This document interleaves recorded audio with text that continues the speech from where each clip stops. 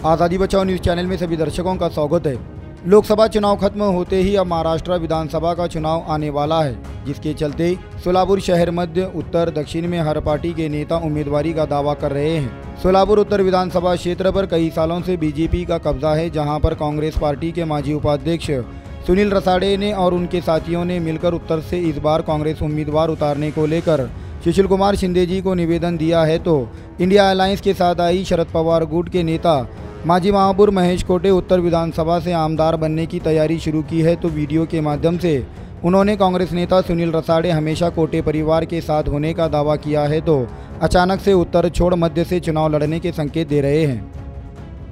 अर्थ चुकीचा काढताय। सुनील रसाळे हे कायम कोटे फॅमिलीचे हितचिंतक राहिलेले आहेत।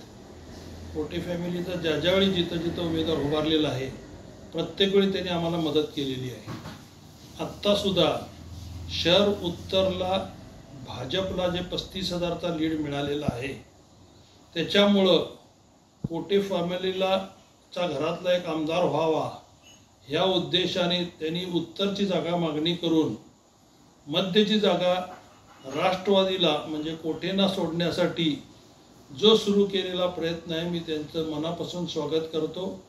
असंच त्यांचं प्रेम आजपर्यंत राहिलेलं आहे, तसंच पुढेही कायम राहावं अशी त्यांना हे करतो।